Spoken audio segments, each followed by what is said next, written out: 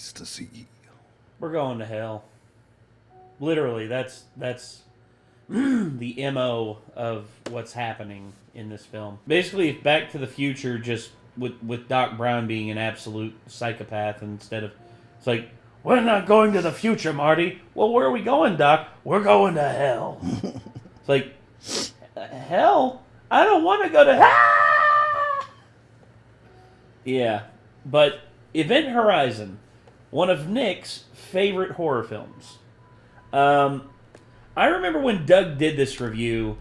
I forget exactly what year it was, but as soon as I clicked on this video, the intro started to play, and I remembered the intro. It's his tribute to Goosebumps. It's basically a knockoff of his version of the Goosebumps intro for the TV show. You remember that? Mm-hmm. Yeah, it. Bum, bum, bum, bum.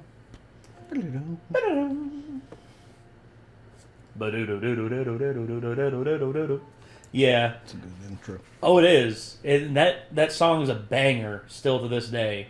I actually heard someone use it in a rap beat one time. Holy shit, it was fire. But Event Horizon, directed by Paul W.S. Anderson, who directed the first Resident Evil movie, if my memory serves me right. Me make doubly sure on that because I don't want to be an idiot. So, Event Horizon, Paul W.S. Anderson. Yep.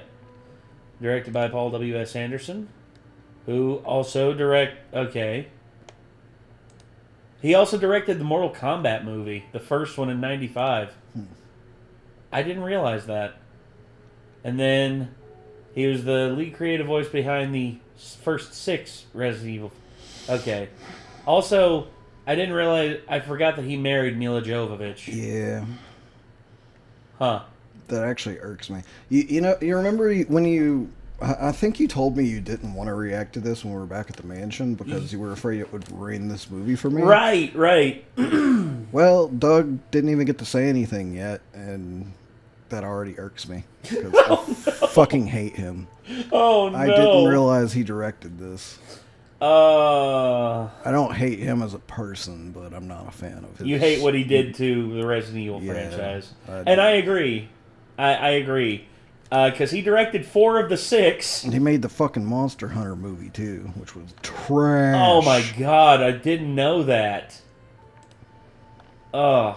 See, okay. You know, everybody... Remember when we talked a long time ago about video game adaptations and how they were trapped under this ceiling of mediocrity and bullshit? It would seem that Paul W.S. Anderson was a big contributor to that. Yeah, it's not just that, it's a complete lack of respect for the original medium. Oh, boy. He, in my opinion, is almost as bad as Uwe Boll in terms of his lack of respect for these original franchises. Woo! Like, Resident Evil, you can at least say, like, well, at least it vaguely resembles some parts of Resident Evil, you know? Well, yeah. But, like, Monster Hunter, like, what the fuck was he doing? I don't know. That's some Uwe Boll shit. Yeah. Also, here's the thing about the film. Okay, look at this. Failure, hit him really hard here, and he just keeps getting work. Why? Why? I don't know. Oh. I mean, bomb after bomb after bomb after bomb after bomb, and he's still getting work in Hollywood. I mean, does he part of the problems, if you'll look at it, is it went from director only. Yeah. On Mortal Kombat Event Horizon. I haven't seen Soldier. It's... To him basically writing everything as well. And I don't think he's a very good writer. Yeah, and producing, so he's the one footing the bill as well. Also, here's the thing about Paul W.S. Anderson, where he's married to Mila Jovovich, all he does is cast her as, like, the female lead in these. Because he wants to give his wife work. Basically, this is a giant tax write-off for him, and he gets to pay his wife an exorbitant amount of money to just exist. Don't get me wrong. I think Mila Jovovich is a very beautiful woman, and I think that she's like can be a talented actress. I've seen her act, and she's actually okay with certain things. But dear God, man, this is just not good. This is not good. He basically like wrote a like the equivalent of a self-insert fan fiction, but just for his wife from Resident Evil. Like, he basically just was like, I'm going to write a fan fiction of Resident Evil where my wife is the main character. Yeah. And, like, you know, Jill and all of them are just side characters to my wife. And I'm like, more power to you, man. It's just, like, it being put out as, like, the official Resident Evil movie franchise is just a little bit, like, annoying to people who like the original series. Yeah. Ugh, God. It's like, I feel like if I had a really hot wife and had a whole bunch of money and I was a director, I might be like, it'd be really cool to do like one of my favorite game series, but like put my wife as like one of the main characters. Yeah, and it's the same thing that, okay, here's the thing. Directors that do that a lot, I know that Harmony Korine does that with his wife. Rob Zombie. Yeah, well, yeah. Sherry Moon does that. In like every but single one but of here's his the films. thing. Rob Zombie actually has a style all his own that makes him at least unique. Even when his films are not the best or are bad in a lot of ways, there's still enough style and substance there to where you're just like, I respect it. Whereas this, I mean, what he pulled off in the Resident Evil franchise is just generic. Nothing stood out about those films. Nothing. I hate the like rewriting of the lore in a way that makes it seem like you just kind of like watched summary videos and like mentally took notes. Oh my God, yeah. Like, I'm like, your lore is like, it's all over close. The place and it makes no sense. It's like close in places, but it's like, why did you just like change this thing up that seems like arbitrary to change, you know? Because Alice is the main character and she has to be the most badass thing not on that. planet I'm Earth. talking about like the way the viruses work and shit. Well, yeah, Like there's in the that. very first movie, like he starts with like the T virus and it makes the zombies. Okay, like, you know, on point so far. That's the simple thing though, right? Yeah. Then he gets to like how they made a liquor and he's just completely thrown the G virus out the window just to have the liquor appear for like a fan service insert thing. Like, Yeah. There's no mention of the G virus or anything. It's just and like I'm like, that's not how you make a liquor, that's how you make a tyrant. And like that doesn't even work like most of the time. And it's just it just irked the crap out of me when I saw that back in the day. yeah, and it's just we could go on and on about this, but Doug Walker has the Event Horizon re-edit review because the original had some problems, and part of it, I think he had to remove part of the review because of like copyright or something like that. I can't remember, but he re-edited it and he reposted it, so we're gonna be watching it. And I know this movie is, you know, it's got a reputation of a lot of people not really liking it very much, but I don't know. There's something about it I just personally like. Well, and that's okay. That's the thing. There's like films that I really enjoy and I love, and if people don't like it as much as I do, that's fine. I mean, it's called like just differences in opinion. Accept it. There's nothing wrong with people liking things at a different level than you. I mean, hell, I know people see Hayao Miyazaki as like the gold standard of anime and like Japanese animation, but there's some people who watch his work and are just like, yeah, he's pretty long-winded and he just takes too long to get to the point. And when they explain it the way that they do it, when I heard the person explain the way it like he looked at it, I'm like, you know, if I approached it like all of his films that way, that's probably how I would see it too. But because I view it as an experience versus like a completely like cohesive, like well put together story 100% of the time. I mean, yeah, of course I'm going to come away with it from a different perspective, but that's just how it is. Anyway. In my opinion, if you're waiting for the point of something, you're not properly engaged. So, well, yeah, it's probably a subjective thing as to whether or not the concept is engaging to someone to start with. Yeah. Anyway, let's go ahead and get into this. Here we go. Shadowy letters.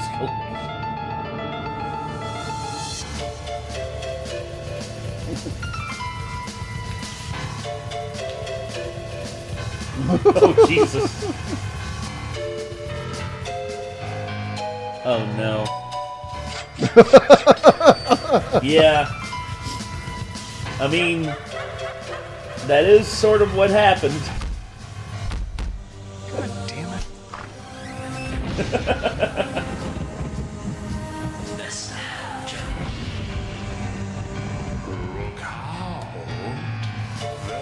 Bullshit about. Nostalgia weed. Did you just say there's bullshit abound in it? Yeah. Can't do that in your intros nowadays on YouTube. No. If you don't want to be demonetized.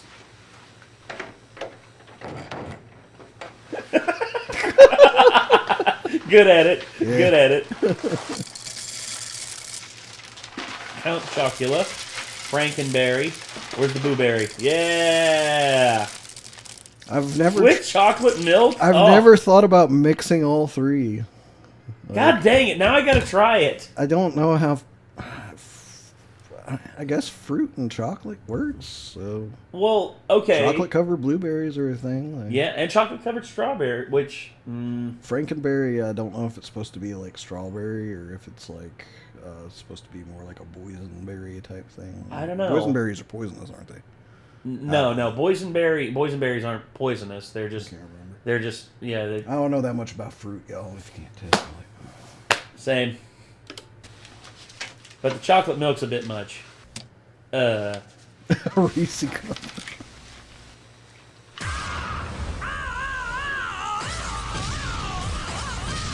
Taco Bell.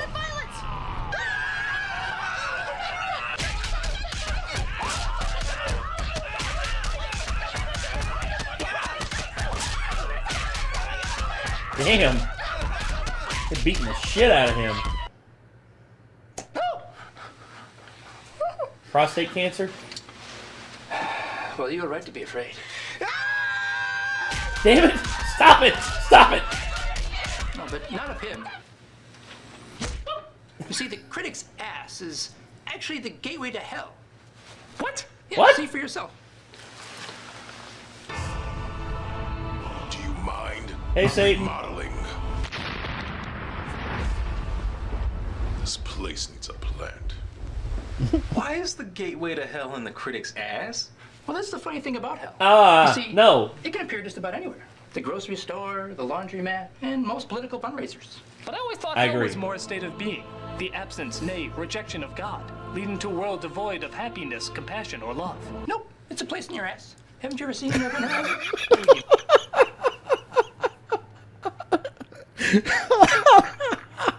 Going to say the ritualistic summoning of hell to the critic's asshole. That's okay. That's I didn't expect that to actually be funny, but god dang, it is actually pretty damn funny. I just like that he just gave kind of a summary of like the C.S. Lewis like interpretation. Yeah. Of, like what hell is, and kind of what I sort of like, you know, kind of go by to an extent, like what I figure. Well, yeah. Yeah, I don't know. And then it's just it's in your ass. No, it's just a place in Just your a ass. place in your ass. Mean The that delivery. piece Yes. of Wait a minute. Isn't that the movie with the cult following where even the cult following doesn't know why there's a cult following? Oh, yes. And according to Ah. the director of Mortal Kombat, Stop it! hell Stop can it! even exist in space. Really? Yes, my friend. Oh, That sounds like Jim! Stop getting handsy with Malcolm and Tamra. Bad touch. Bad touch. Also, y'all may want to take a shower now. really lazy design work. I'm putting in a plant.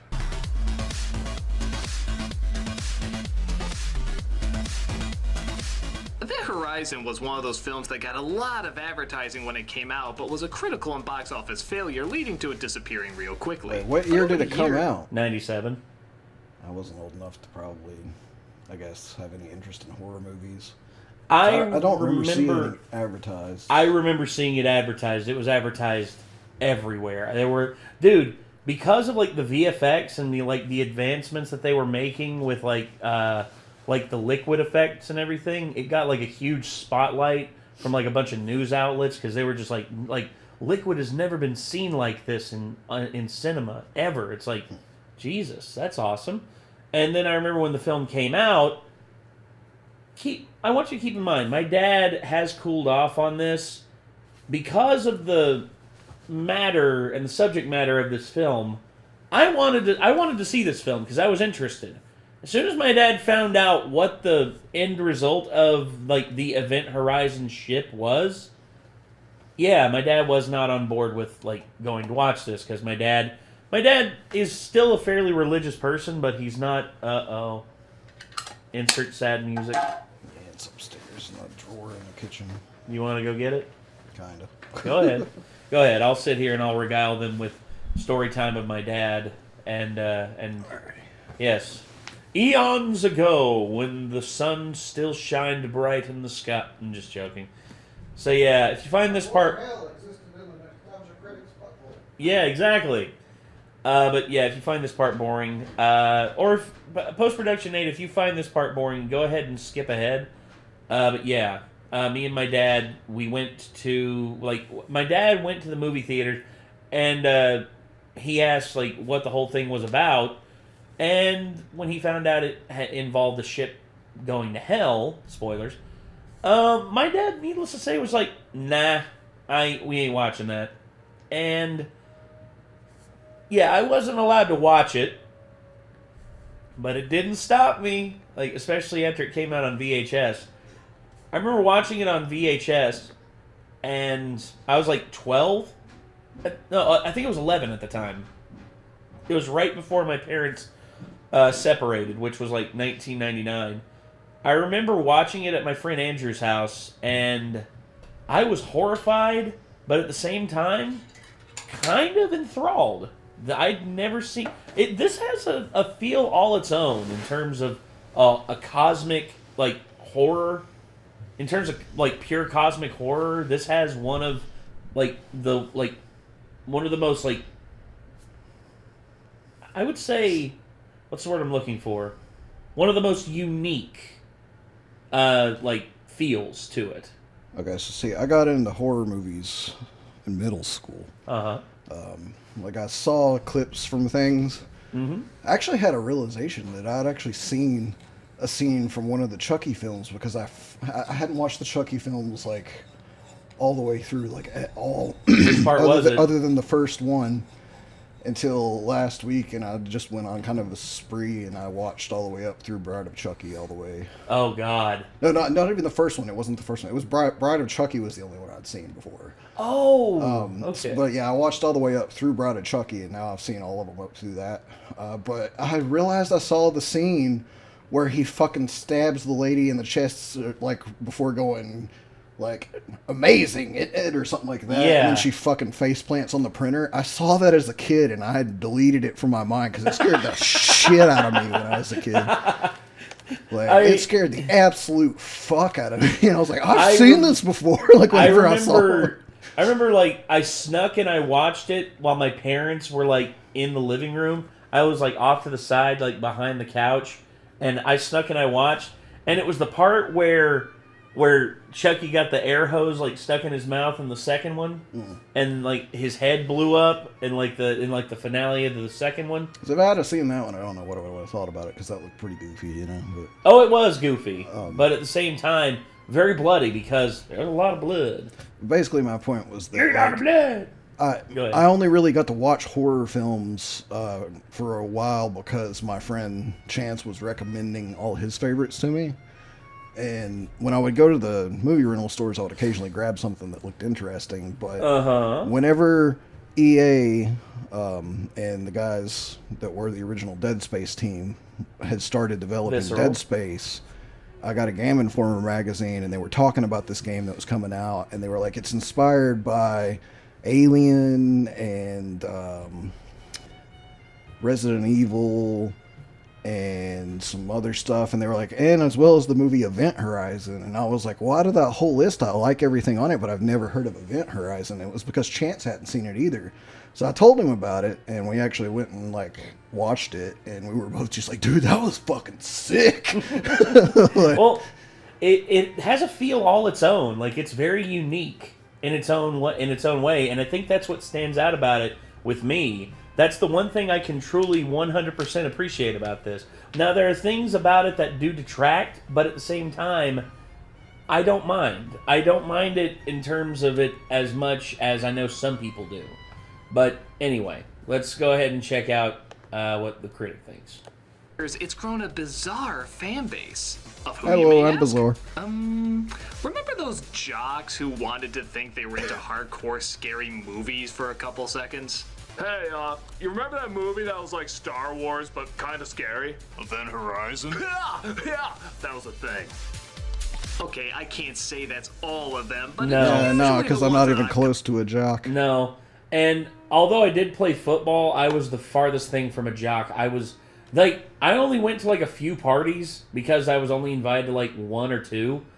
But, dude, nah. I did not like the jocks. Chance, who also really liked this movie, is basically the same as you. You know, he played football, but like he was more of a nerd and everything, and he was friends with us nerds. Yeah, I liked to be. I was friends with various groups, but yet none of the groups 100% liked me. Yeah, he was kind of the same way. Like, I remember him talking about like how he really had a beef and disliked some of the really jockey dudes. Oh yeah, because it's just like because they have like, you know, more muscles than they have brains, so they're fucking stupid to talk to. Like, well, no, and here's the thing too is like they're only focused on like the lowest common denominator bullshit.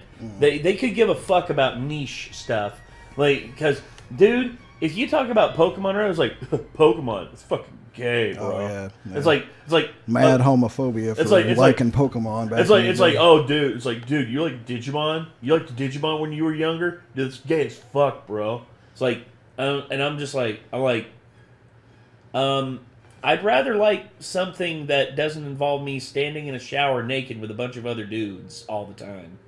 So, thanks. So yeah, so you all know, back in the day when people were homophobic to you, the defense mechanism was to just throw it back in their face, because clearly they had the problem with it, so they weren't going to be happy if you turned it around on them. Dude, that's the one that I probably told it before, but there's a kid named Jeremy. Apparently he said that I popped a boner during like one of our like home ec course things where we were on a school bus. We went to the high school, and then on the way back, like he was giving me shit like the whole way back, and then right before we pulled into the middle school, all of a sudden he's just like, "Man, don't you think it's really embarrassing that Nate popped a boner?" And then I literally looked at him and I'm like, "Jeremy, why the fuck are you staring at my dick so much?" Everyone shut the fuck up and then looked at Jeremy, and Jeremy had nothing. He started stammering and was just like, "Oh." And then he sat down. I was just like, fucking hell, dude. Rigged. Come across. Nevertheless, it's still hard to figure out why this has gotten the attention it has over the years, but maybe this nostalgia ween, we can figure it out. Because it's a piece of art, my friend. It is art. I will give it that. This is Event Horizon.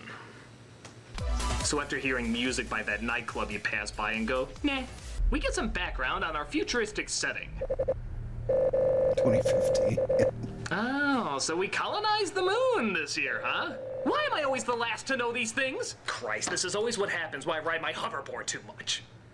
And seeing how this is from the director of Mortal Kombat, I expect to see some pretty bad CGI coming up here. It's also hard to believe that we'll be mining Mars in just 8 years. I know, right? Well, we're back at the stage like humanity can't stop fighting amongst itself long enough to actually go to Mars. So. Oh yeah, and the only people who actually have the idea to go to Mars, everyone's just saying, "Oh, it's just a big ego project. He just wants to go to Mars just so that he could say he's been to Mars." It's like, dude, Elon Musk is not Jeff Bezos.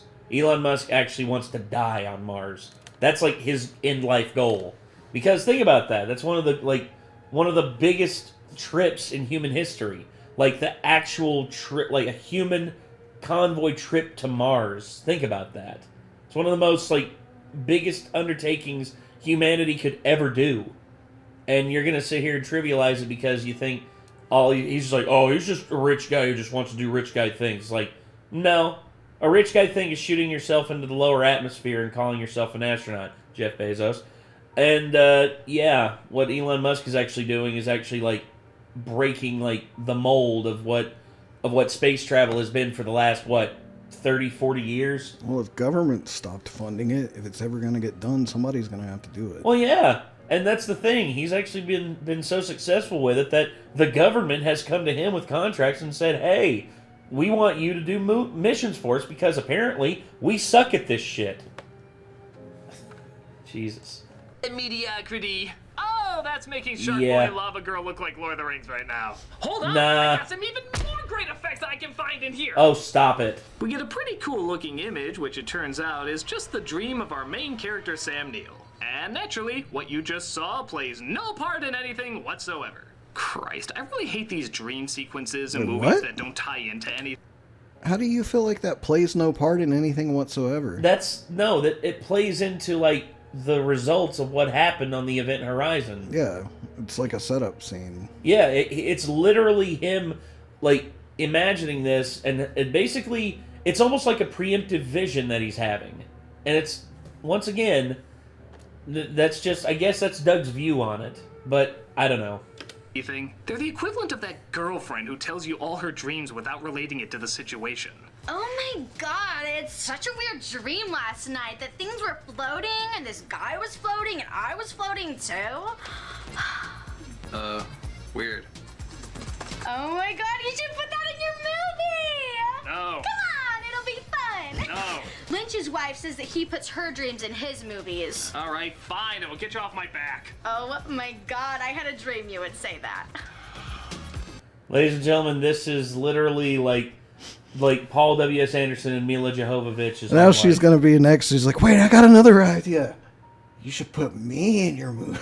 Yeah, exactly. And he'll just be like, can't do this one, but there's another one coming down the road, and then just like looks up and it's the He's like, picture wait, of Resident I'm Evil. sorry, we've already cast, Sam Neill and Lawrence Fishburne. So Yeah, it's like, but there is one that I'm working on that I will write a part for you. Really? Oh, babe, I love you so much. And then it's just like, Resident Evil.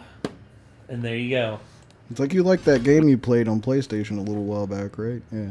Oh, the scary one? The scary one with all the zombies? Yeah, I got to like the end of the first level and then I couldn't beat the rest of it. It's like, yeah, that one. We're going to make a movie and we're going to put you in level. it. Yeah, exactly. We then see Neil on a space station, where the cinematography takes the flushing toilet approach as he intercepts a ship known as the Lewis and Clark. Yeah, they were gonna call it the second Julia, but even in the future... To me, like, that kind of shot makes sense for that station, though. Well, it's spinning because it's emulating gravity. I don't want to feel like I'm being like just a negative Nancy towards Doug this whole time. Well, I'm no, just no. kind of trying to give my thoughts on like why I like this. Well, no, and that's fine. Like, even though it's a weird shot to spin it, like it's built in a way where you can't really tell which part of it is the top and which part's the bottom. Right? Well, that's the thing. Like, So when on a you ship, spin the camera like that, you're kind of like getting that across. Like you're like, yeah, this is a interestingly built like station that like you can't really tell which way is up, and in 0G it doesn't really matter. Yeah, Like- and where this is, and also where this part of the station is spinning, it's emulating gravity, so it makes sense for it to be where the spinning. cinematography takes the flushing toilet approach. Because for me, I like He that. intercepts a ship known as the Lewis and Clark. Yeah, they were gonna call it the second Julia, but even in the future, nobody cares about Native Americans. The captain of the ship is played by Lawrence Fishburne, which, judging by his acting, makes me wonder more and more if this was just a really bad prequel to The Matrix. We were taken off a well-deserved leave and sent into Neptune space. We are now 3 billion clicks from the nearest outpost. What if I told you you were starring in shit? Now, of course it couldn't rip off The Matrix because it wasn't around yet, but you know what had been around for a while at this time? Alien. And tell me if you see anything. Anything that has the tiniest bit of an alien feel or look.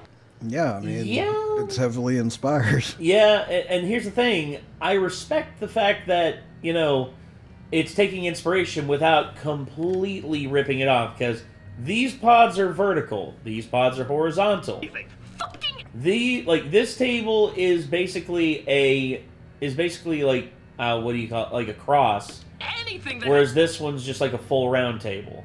Now, albeit the aesthetics look similar because of the color palette, and also not only that, but also the chairs. But with, someone's clearly customized this with their own ideas. Like, yes, I see enough here to basically give it Like if there was the give it a same pass. weird wall pattern, then I would just be like, Yeah, that's a ripoff. what the fuck? Or Like, the same retro tech shit like hanging down, but instead it's updated. It's updated for like 1997 when this was released.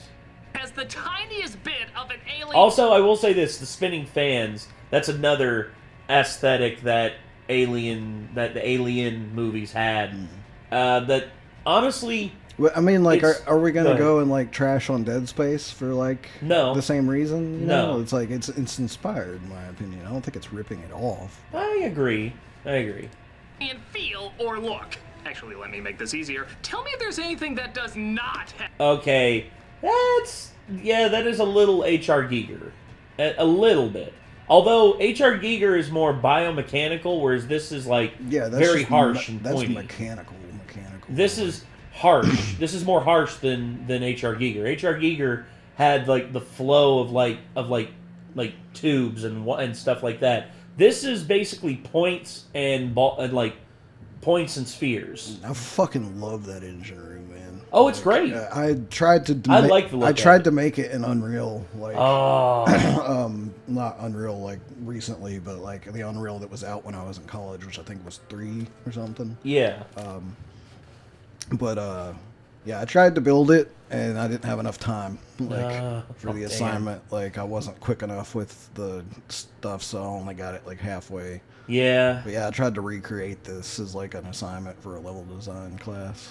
Yeah, but honestly, I see the similarities, but I think once again, there's enough variation here to where I say it's different enough, personally. Have an obvious alien feel or look. Even the truckers in space thing. In Alien, it worked because that's what they were. They were coming home from a mining job and then suddenly they were woken up to check out a disturbance. Here, these people were specifically hired to locate an abandoned ship, and yet they act like they have no idea about anything space related. Use a rotating magnetic field to focus a narrow beam of gravitons. These in turn fold space-time. Layman's terms. It's new technology, man. It is. It's literally like it's warp technology. That's like this is the first one. This is the prototype. Yes. Like the first time they've pulled this off. And this is the engineer of it. This is the man who built the fucking thing. So I think I'm just gonna chalk this up to like Doug has gotten a lot better at critiquing stuff since this came out. I think. yes, and I will say this is not. It's not like he's telling them how to dock or how to like walk in space or how like 0G works. No, he's literally talking to them about how warp travel is theoretically supposed to work. It's also one of those things where it's like instead of they're telling, not showing, but like they're explaining True. how they have gone with the idea of faster than light travel in this universe. So it's world building. Yeah. And honestly, it's more accurate than what it has been in the past in terms of like light speed versus warp travel, which warp travel, a lot of people say, is the one way that humanity will actually be able to travel faster than the speed of light by bending space and time and basically just popping out in another segment of the universe. I'm just kind of sort of skeptical that it's actually a possible thing to do. Well, But- in terms of our understanding of the Higgs field, and in terms of like full on mapping of like general relativity, given enough energy, it is possible. However, It falls under the science fiction file in my brain. no, for and now, I you get know? that, Like- and I get that. It is well. Here's the thing: all science is science fiction until it becomes a reality. Yeah. And if it is possible, like the greatest minds nowadays, like Michio Kaku and several other theoretical physicists, say that with enough energy and enough research into like general relativity and string theory, it is possible to bend the fabric of space and time to where we can punch a hole through to like another side with like the right coordinates and the right understanding. But we are not there. Now, whether or not we will ever get there, who knows? I mean, basically also him explaining this is pretty much essential to the entire concept of the movie. yes. So if he hadn't explained it like this, they would have had to have gotten it across in some other way. Otherwise, the concept of the movie is just kind of not there. Yeah, Like, know what I true, mean? true. Layman's terms, do you speak English? No, sorry. Allow me to explain using porn. A piece of paper represents space-time. It folds space so that point A and point B coexist in the same space and time. Tell me more about this space thing. See, you can't actually do that. The law of relativity prohibits faster than light travel. Yeah, come on, buddy. We're mere. No, it doesn't allow, like, general relativity does not allow us to proceed with faster than light travel, the conventional method. However, it does not say anything about warping space and time, because space and time gets warped every time you go faster. Literally, time dilation. That's how that works. And Einstein's theory of relativity, basically, like, his equated methods and his equation comes out perfectly at the, like, and it works. It's just application. All you need is application. If you find a way to apply it and to make it actually a reality, boom. But this is all theoretical for now. We're astronauts. It's not like we're smart or anything. I built it. It creates a dimensional gateway that allows it to jump instantaneously from one point of the universe to another light years away. How? Well, it's difficult to... It's all math. Yeah, what do you think we are, rocket scientists? Oh, wait, we are. We should probably know all of this. I chalk that one up to, like, he's like, I'm not going to try to explain it to you because you just told me I had to explain it in layman's terms. And Well, just like me putting that into layman's terms, it's like at this point you get out of that. It's math. You get out of the realm of that. Like, if you want to know more, Also, not I all gotta of go back these- to telling you the actual shit behind it. You know? Also, not all of these, like, people are rocket scientists. They're engineers. Yeah, exactly. There's a difference. Like, not everyone who goes up in the space shuttle is a rocket scientist. Not everyone, like, hell, they sent up school teachers, for God's sakes. Well, I'm pretty sure this team is like military, aren't they? Ex-military, I believe. I believe that's what they were. Like all of them were either off duty or were ex-military. I can't remember. In fact, there's technically very few scientists on the voyage at all. Wouldn't it have made more sense to send more of them in? Or anyone who knows what they're fucking supposed to do? Skipper, I got a question. Sure. What the fuck are we doing way out here? Well, perhaps the good doctor will be kind enough to tell us. We wanted to keep it a surprise. Now, I know you're all qualified to handle top secret information, but I saw one of you take a selfie with Sophie's birthday cake, and, well, the entire surprise party was just ruined. Damn it. This calls for another completely pointless scare. I'm waiting. I almost wanted to convince you that was a real scream, but then halfway through I was like, fuck it, it's Event Horizon. It wasn't the best. Christ, No. how many fake-out dreams can a guy have? Oh, what a horrible dream. Well, at least I'm awake now.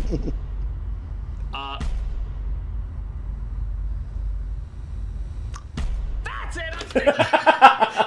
Okay. Gives the same energy as like how they do in the Jizzed in My Pants by Lonely Island, like, you know. And I They start getting jizzed shorter in and shorter my until he's like, jizz okay. Okay, guys, It's seriously. like, let's move on. Yeah.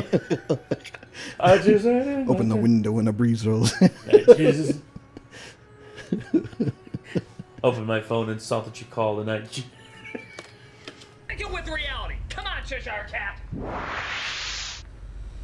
When they finally get to the Event Horizon, Fishburne navigates them in with his incredibly silly hanging chair. 10,000 meters and closing, sir. He looks like a rocking old lady. Why does he have that? I will say the design of that is not the best. Yeah, it's like... I would have had the legs out instead of like pushed together. I would have had the legs out, and I'd have also had like a command center, sort of like what Captain Kirk has. I see the efficiency of it. I do too. Because it's obviously the point of it is so that, like, what's happening right now, if he were standing, like, he'd be on his ass probably. Yes. So, like, it allows him to remain in a position where he can swing around and be over anyone's shoulder that he needs to be at any given point. Yes. To give them, like, you know, And that's- direct, like, feedback, and also have them give the feedback back to him and then swing around back to someone else. So I like the idea of it. It just looks kind of goofy. Yeah, sad to say, but yeah.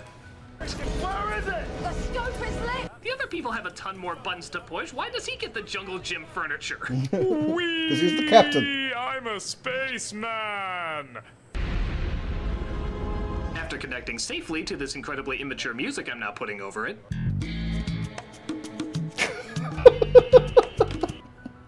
Well, I mean, it is called docking for a reason. Shut up. They send in a probe to scope out the area to make sure it's safe for them to, or are they just going themselves? Place is a deep freeze. Oh, yeah, deep freeze, huh? Is that why we can still hear the water moving as it floats by? Maybe they mistook it for a room temperature freeze. Yeah, a bit of a gaff there. I fucking love this, too. Yeah, that practical... Okay, this is actually a practical set. This... And I realize this stuff is awesome. This is a thing in, like, scare parks. Yes. Stuff. But, like, in 97, I'd never seen this. Well, and also not only that, but just the aesthetic of the wall. I mean, I might just be living under a rock, but the first time I saw one of these in person was well past the time I actually saw this movie, which was really late, like, after it came out. Yeah. So. I would say for me, the biggest thing, like, whenever I go through these tunnels and, like, those scare things, I always have to keep my hands on the rails. Otherwise, like, I'll catch myself staring at it and walking forward and just like, oh. Yeah, you start to get dizzy. Yeah. I can't remember what they call them, but they're literally, it's a tunnel. It's something tunnel, and it's literally made to, like, make you feel... sick. No. My brain won't find the word for it. God dang it. I hate ADHD, man. I hear you. But yeah, yeah. Like, someone in the Seeing comments how Neil knows. is the designer of this ship, you have to wonder what the scientific relevance is of why the fuck it looks like Bowser's castle. No, the doors need teeth. That's very important. I know a reflective tunnel seems pointless, but scientific, I swear. Don't ask me why everything looks like Marilyn Manson's auto repair. It's space stuff. Super technologically advanced space stuff. Do I have to explain with another pin-up poster? It's an aesthetic, my friend. Yeah, I agree. Yeah. Like, why did everything look like... Yeah, it's creepy as hell. Why did everything look like biomechanical porn in Alien, man? It's an aesthetic. Yeah. H.R. Geiger made it. Yeah. But here's the thing I will say that there's a difference, is the ship that they were exploring in that is an alien vessel made by aliens without our understanding, whereas this is made by a human. Yeah, I don't know. Yeah, I guess so. It's just a weird thing. To explain with another pin-up poster? Look at it!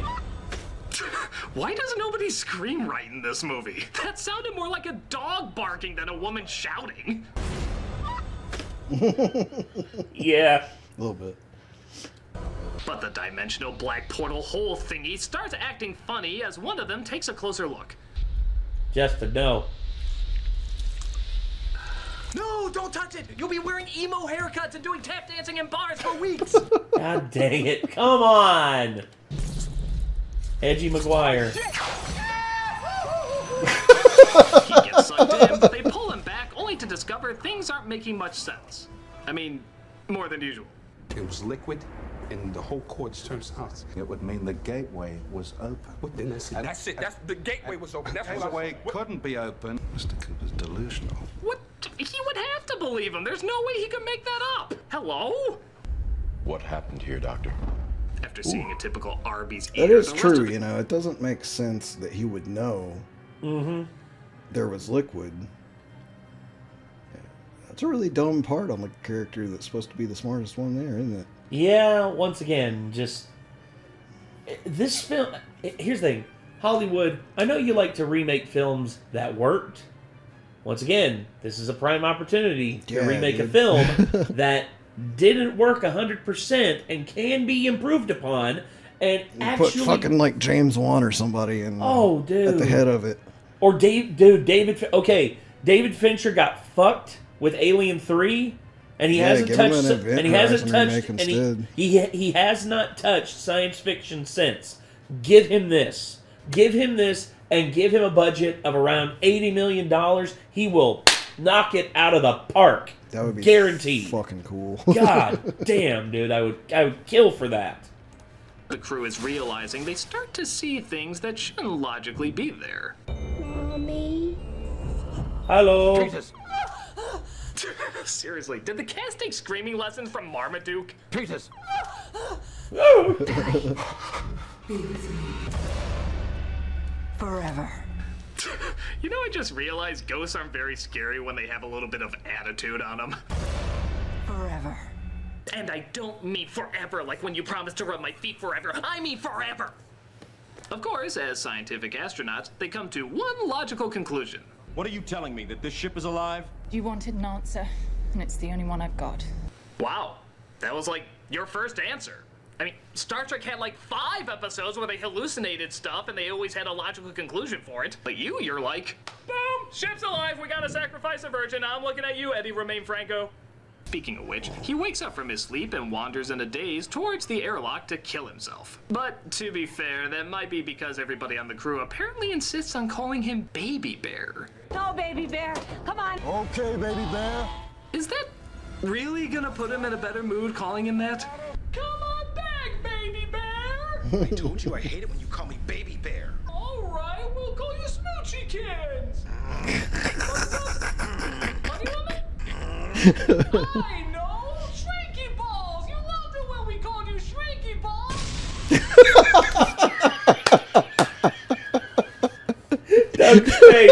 Doug's face sells this so good.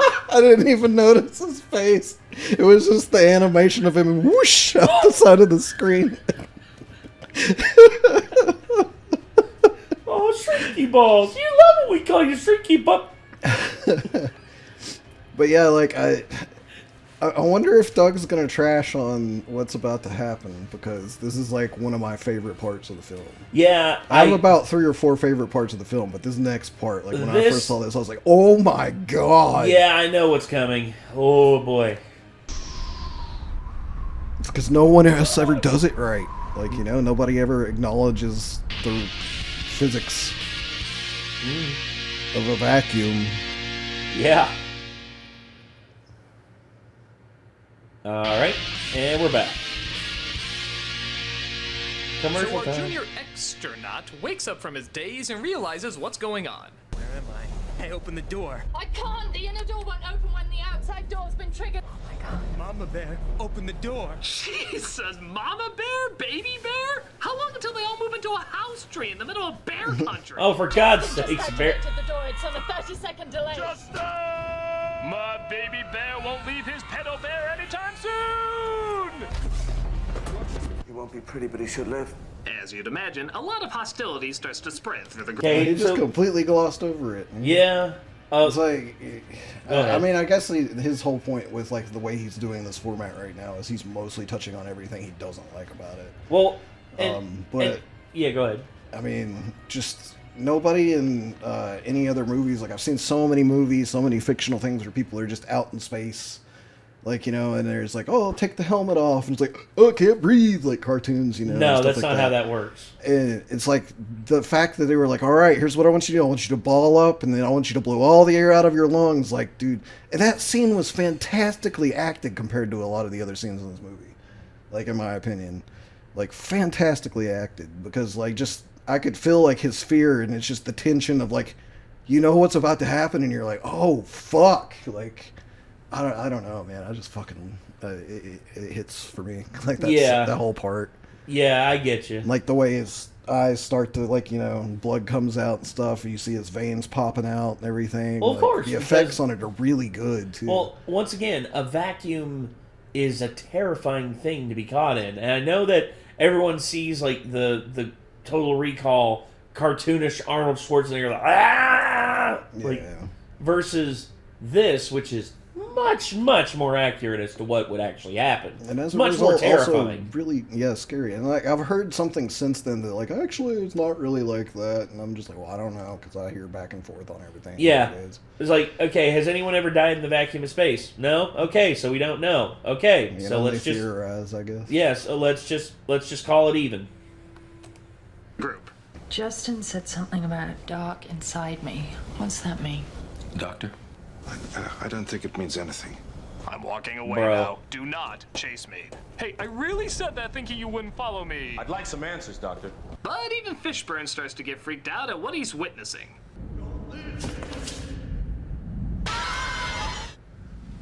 And now it's time for what generic horror cliche will Fishburne say? Let's see, I'm looking for a Mother of God. Mother of God or Lord have mercy? Lord have mercy or we're doomed. Yes, I'm gonna say we're doomed. Let's see, we're doomed. We're doomed. We're doomed. It's not. God help us. Oh, God help us, man. With such memorable lines like these, who needs effort? They finally find a video of what happened to the last crew, which leads to the Scoopy and Shaggy method of confronting the unknown. We're leaving. What's wrong with that? That's a logical thing, I would say. Soon as watching that on the video monitor, I'm just like, yeah, we're leaving. Hey, Doc, if you want to leave, you better come with us. Otherwise, we're leaving your ass behind. My ship, you can't just leave her. I will launch TAC missiles at the event horizon until I'm satisfied she's vaporized. Fuck this ship. Yes. Yes. Smart, like, as stupid as the characters come off as, I like it sometimes, like, one of the smartest horror movie characters of all time for that. Yes. Just for saying that. Yes. Like, that is the complete opposite of how, like, everyone usually acts in a horror movie. Yes. That's, like, the thing that people always make fun of and say, it was like, no, hell no, I'd leave and blow that ship up, you know? Exactly. It's like, that's exactly what they went for. This is logically, like, the most sound thing I've ever heard, like one of the, like, a horror character say. I love that. Be like, what's the problem? Ship is fucked. How fucked? Watch this video. Okay, the ship is fucked. We're leaving. Goodbye. I'm gonna blow it the fuck up. For all rationale of scientific discovery and exploring what the world has never encountered, to fuck this ship. You can't leave. She won't let you. But Neil, quite bizarrely out of nowhere, suddenly decides he's the bad guy. You just get your gear and get back on the Lewis and Clark, Doctor, or you'll find yourself walking home. I am home. I'm quite uncharacteristically deciding I belong here. Anakin Skywalker's turnaround has nothing on me. From here, tons of things go wrong. Influence of hell, man. It's corrupting people. Yes, quite literally.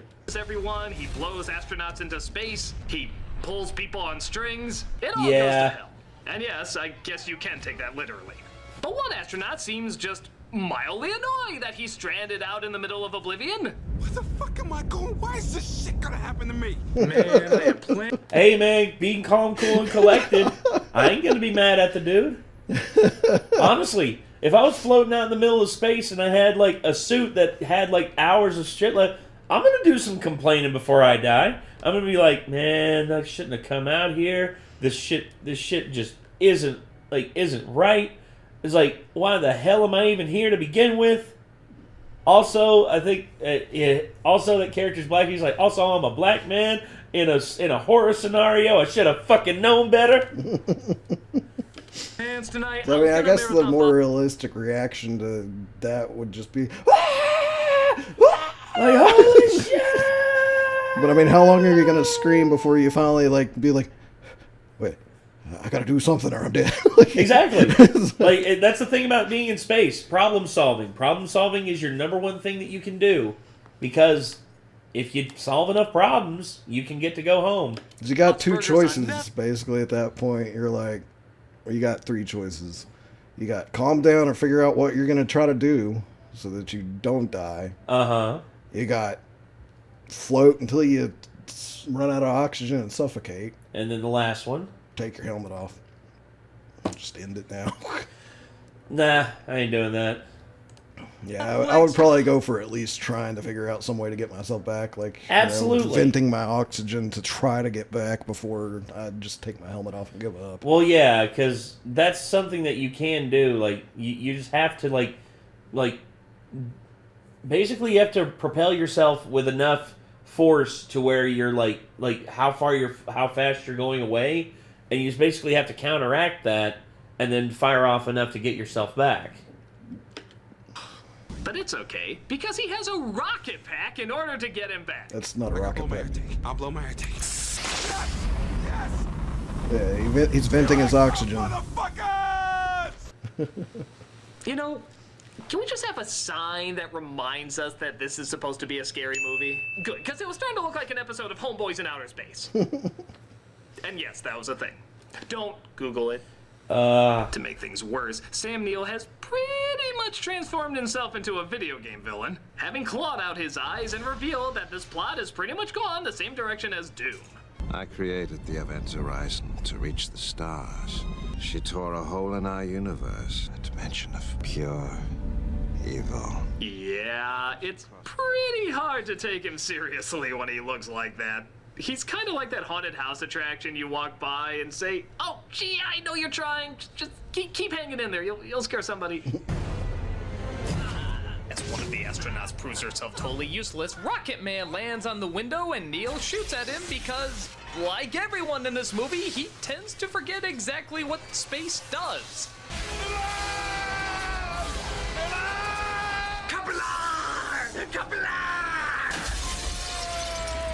They then come across a ridiculous blood scene that makes The Shining look downright subtle.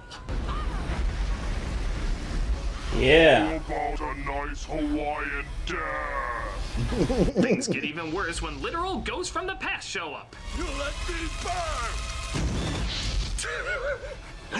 Just flash it, just flash it. Christ, I've seen Simpsons Halloween specials more scary than this. Oh, come on, I have that punch sound effect. Yeah. But Neil somehow turns himself into Paper Cut Head and reveals that the ship has, in fact, opened up the gates of hell. Oops. Did you really think you could destroy this ship? She's been to a place you couldn't possibly imagine. I know. To hell.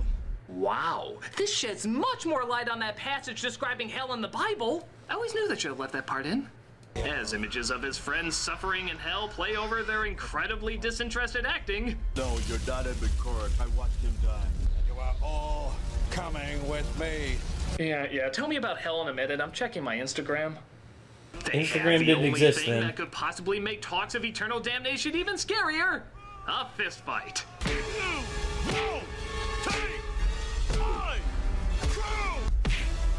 We can make it even scarier if we add the Star Trek music. Oh my god.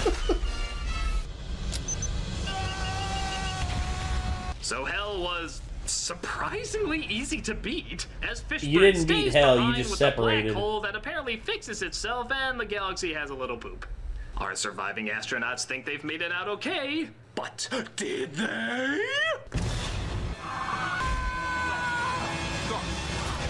Rescue team, we're safe. Okay, I need it now! We're safe. I honestly don't know. That's the thing. Is that how the movie ends? Yep. I guess so. You know, there's a difference between leaving a movie open-ended and just throwing in an evil shrug. You could be like, so movie, what did you mean by that ending exactly?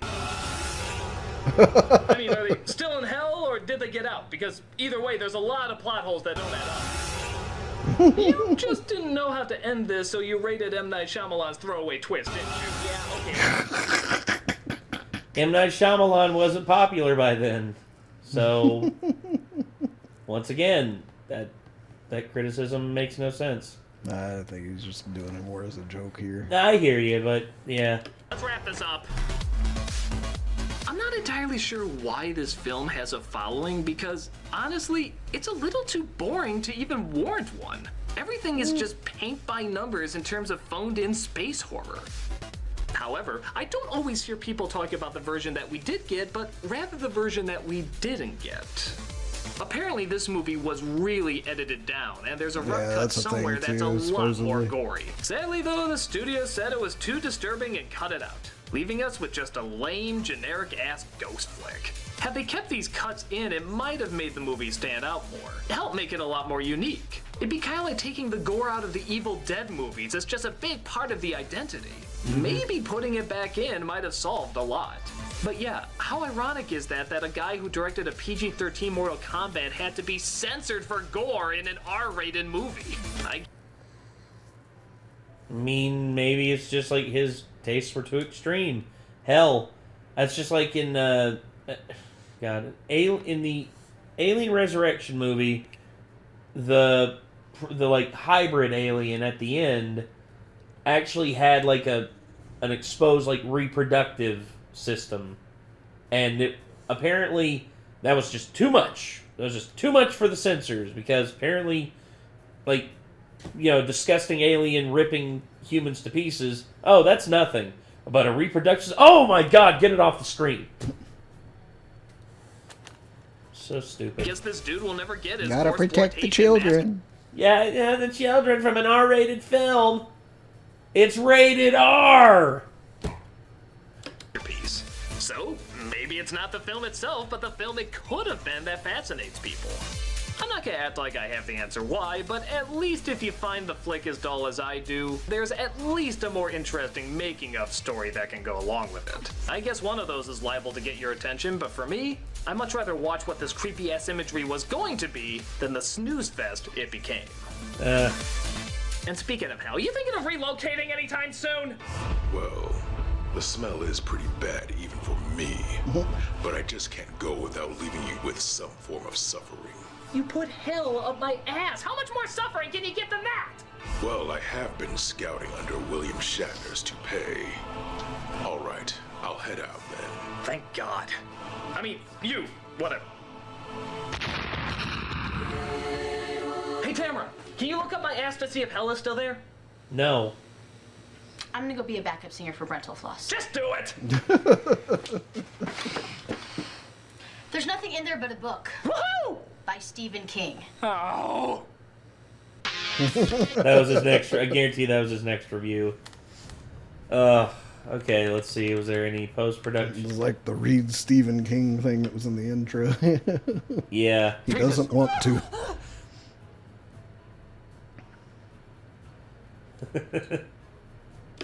Okay, is it a charity shout-out? Yep, charity shout-out. Okay. So yeah, there you go, ladies and gentlemen. That was the Nostalgia Critics Event Horizon review. We were very critical of Doug's like criticism on certain aspects. There's certain parts. Critiquing the critic. Yes, which hey is a thing. But I would say the biggest thing with me when it comes to this film is the style of it, and like once again the director's cut that we should have got. Which, I'm sad to say, unfortunately, due to certain circumstances, we will never get. Because, from what I understand, there was a fire in 2008 that destroyed a lot of like B-stock footage, and supposedly this was in it. Completely just destroyed any chance of ever seeing a director's cut. This makes me very sad. Yeah, because I think this film.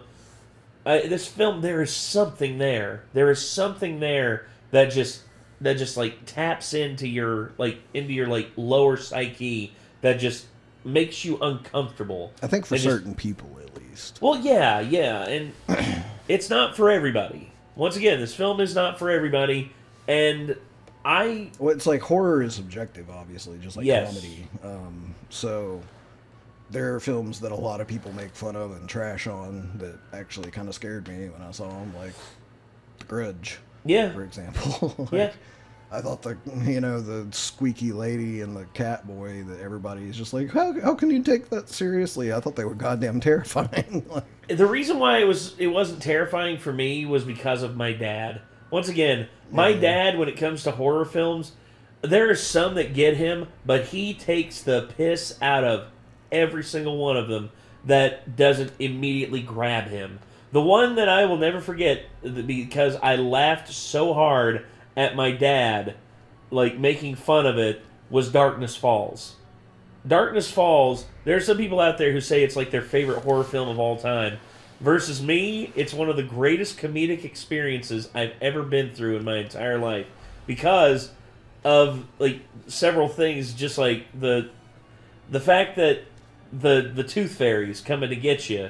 That's one thing that made my dad laugh. There was also the one part where the dude is in a car, gets involved in a high-speed crash, and gets launched out of the windshield, and then rolls out of it and stands up like nothing happened. Anyone out there who's ever seen anyone get launched through the windshield of a car, you know that that's not how that works. And also, like, just my dad making fun of it every second that he could. I just, maybe if I'd have watched it with someone else, maybe I would have had it. But The Grudge, it was the same deal. The Grudge, my dad was just, when the girl was like in her bed and she heard all the stuff going on around her, then when she lifted up her covers, and the ghost girl was there and like took her and like she disappeared into the mattress, my dad was just like, God dang, Mattress Police got another one. You shouldn't have tore the tag off the bottom of it. Just like, damn it, Dad, shut up. I saw it in theaters with my sister, and she's not a horror movie person, so she was pretty scared by it. So it's like after we left, I remember being like kind of nervous to walk near the bottom of the car now because I feel like that bitch is going to reach out and grab my ankle. And she's like, yeah, I know. I was just kind of thinking the same thing. So the one that going with somebody who was actually scared of it as well, you know, kind of made it to where it was extra scary, I guess. The one that me and my dad both unanimously, when we watched, we both were just like sort of kind of terrified, was Dawn of the Dead, the Dawn of the Dead remake. I remember me and him as we were both walking back into the house after watching it. Like we both were just like seeing stuff like in the distance. So like someone was running at us. It's like we thought it was like one of the zombies running at us, and Dad was just like, "You're seeing it too, ain't you?" Like every time you like see at the corner of your eye, you see like something moving fast. You're seeing a zombie running at you, and I'm like, yeah, it was like that for a few days afterwards, but yeah, Event Horizon though. This one's. I would love to see this one remade and someone give it a proper chance, and not only that, but keep the studios from interfering with it as much as humanly possible, because I'd love to see someone's vision on this who basically is just has the will and the drive to complete it. Also, I will tell you from the standpoint of someone who likes a more niche genre of music than most, this film is death metal as fuck. Yes, it is. That's like Doug's like, it's got a cult following that can't even explain why they like it, you know? And I'm just like, because everyone who likes it probably likes the death metal aesthetic, because it's just super death metal. Yes, it is. It's a kind of stream of consciousness in places. It loses the plot in places. It's just sort of... I mean, it's got a very simple plot concept that you can understand easily enough. It's just what happens from the beginning to the end has some places where you're just kind of like, how did we end up here, you know? And you kind of have to piece it together yourself and just make it work in your own brain, I guess, if you want to be able to take it halfway seriously. But I don't really take it fully seriously either. It's just cheesy, but like also with really cool imagery, in my opinion. Yeah, I agree. Well, and yes, the imagery's copied from something else that was really cool and kind of changed, you know, like changed and kind of copy your homework and just change it a little so, you know, it doesn't look like you copied. But yeah, I mean, it's still cool to me. Like, so I don't know. I like it. Well, yeah, anyway. he didn't make me hate it. The only thing that makes me hate it is finding out that the fucking Resident Evil guy directed it. Yeah, Paul W.S. Anderson. Damn it. Yeah. At least he didn't write it, I guess. Yeah. Well, anyway, that's going to do it, everyone. So, till next time, I'm Nate. I'm Nick. Y'all be good people. Take care. Peace.